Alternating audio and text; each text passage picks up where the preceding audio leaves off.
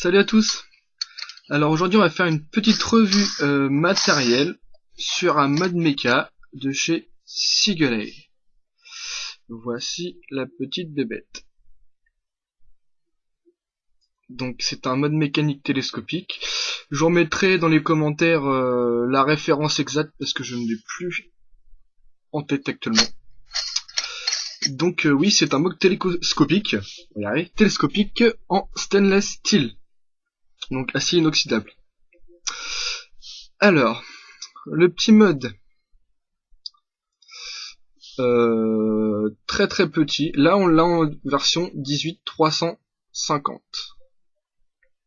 Donc comme je disais, il est télescopique, donc c'est-à-dire qu'on va pouvoir l'allonger en tournant la base supérieure, comme ceci, et on va pouvoir le mettre en 18150 au maximum. Voilà. Donc, on va faire une petite vision extérieure du petit joujou. Donc on a les petites gouttelettes sur le dessus, comme sur le Provari. Sympathique. On a le même sur le bottom caps. On a les stries, les rainures pour un bon maintien du mode. On a... Oula, j'ai enlevé le cap supérieur. On a 3 fentes d'évent ici pour les batteries, 1, 2 et 3. Voilà. Donc on va le démonter entièrement et on va voir comment il est composé. Donc on enlève le cap supérieur en dévissant et on a un petit ressort pour faire contact avec l'accumulateur. On a à l'extérieur un pas de vis 510 non réglable. Je précise bien non réglable. C'est un peu le défaut de ce mode, non réglable, avec le récupérateur de liquide tout autour. Voilà. On a la partie interne constituée comme ceci, tout simplement. On a le cylindre extérieur à ce niveau-là. Et on a le switch comme ceci. Donc c'est un switch interne, donc il va falloir mettre son doigt à l'intérieur pour pouvoir appuyer. Là on voit bien la course du switch qui est assez petite, très facile. Le ressort est vraiment très souple. On va pouvoir régler le switch grâce à la petite vis qui se trouve ici. Si on veut qu'il ressorte plus ou moins, là vous voyez, hop, je vais essayer de mettre bien, qu'en dévissant la petite vis, le switch commence à sortir.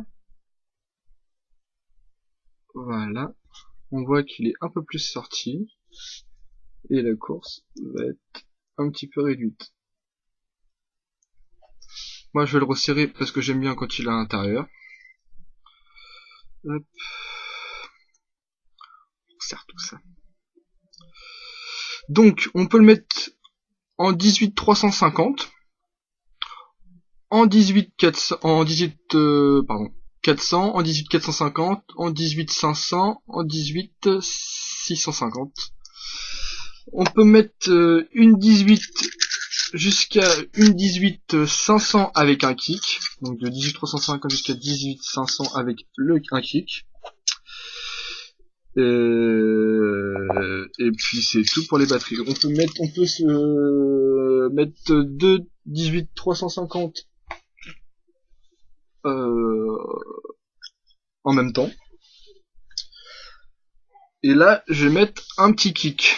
Donc un kick Evolve V1, la version 1, tout simplement, que je vais insérer dans le caps, dans le cylindre interne. Hop, on va remettre le cap supérieur.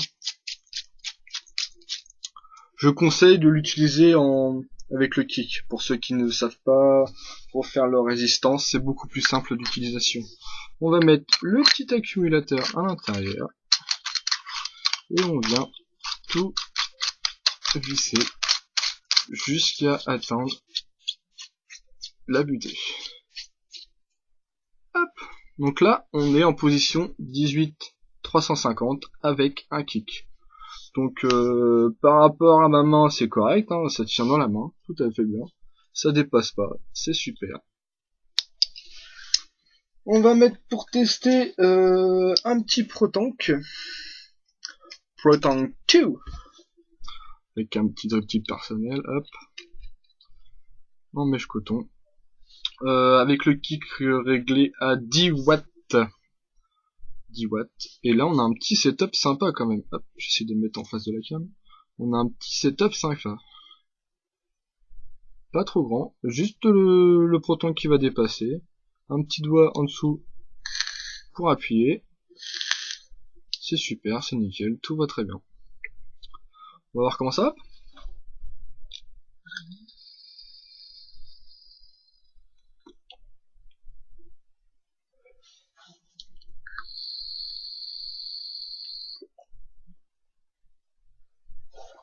Ça va pas mal.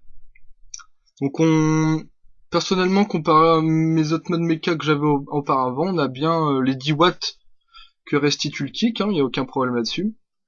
Avec une 18-350, là je suis en IMR basique, hein, je suis des no-name, les bleus, les batteries bleues. Avec le kick en 10 volts, je vais tenir à peu près la moitié de la journée, quoi. Il faut vraiment, si vous voulez vaper dessus en 18-350, il faut que vous preniez 2 batteries pour la journée. Autrement, ça va être juste pour la batterie.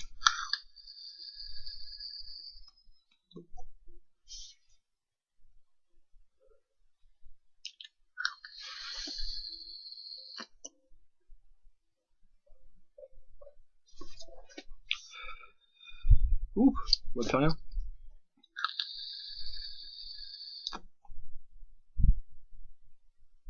Nuage, nuage, oui, nuage. Non, c'est très très bon. Donc voilà, on voit bien le course, oui, le course, tout à fait, la course du Switch, qui est très très courte. Super agréable, hein. Et même avec le petit doigt, hop, il y a aucun problème. Aucun problème. Moi, généralement, je le fais avec l'os du petit doigt ici, ou avec l'os, je trouve plus le nom. De ce doigt-là. J'ai plus le nom. L'annulaire. Si je me trompe pas. C'est ça, annulaire, normalement. Donc voilà, généralement j'aime bien avec l'os du petit doigt de cette phalange là. Hop, ça va nickel. Ça marche super.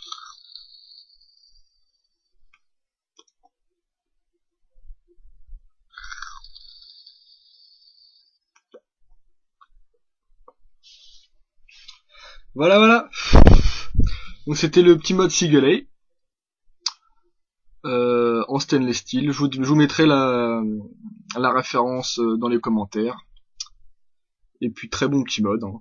Oui, pour le prix, on peut l'avoir aux alentours environ des 50 euros. 50 euros, ça dépend les sites, les fournisseurs et tout ça. Enfin, dans quel magasin vous pouvez l'acheter, ça dépend. Voilà, 50 euros, c'est toujours sympa, ça marche très bien, super, nickel.